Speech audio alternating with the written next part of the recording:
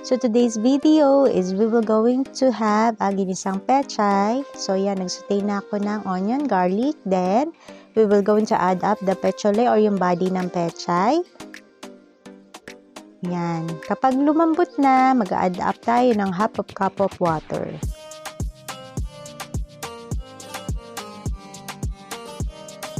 Yan, halo-halo. Yan. Pag medyo malambot na, we will going to add up yung leaves niya. So, ito nga pala, ang nilagay ko dito or yung niluto natin is 5 leaves of pechay. So, sa isang naman po, sa isang leaves naman po, marami na siyang sanga-sanga eh. Nakasanga pang mga dahon. So, yan, medyo halu-haluin. Then, yan. Tapos, we will going to add up another half cup of water po. And then, we will going to put on later the Ajinomoto. So, hindi ko ginamitan siya ng magic sarap. It depends on you po kung magic sarap po yung gagamitin nyo. But for me, I decided na Ajinomoto po yung ilalagay ko, no? Para lumabas yung kanyang umami flavor.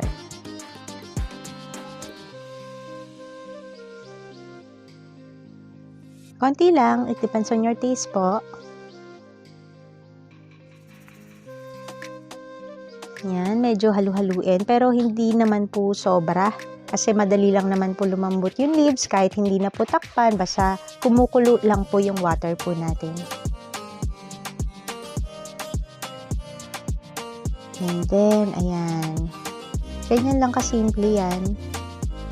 So, I have decided na ito yung i-take ko for my lunch.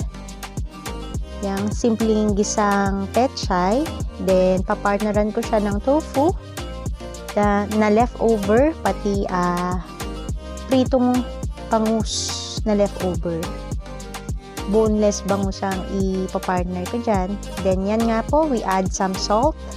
Pinch of salt po sa ating pechay. And then, after that, we will going to add the Mamacita oyster sauce. Yan, ganyang kalaking pack. Tamang-tama yan. Sa 5 leaves of pechay. Yan. Since na konti lang naman po kaming kakain dito, yan lang siya kasimple. Yan. Guys, masarap yan. Parang medyo maalat-alat na manamis-namis. Ayan. Diba? Ang dali lang.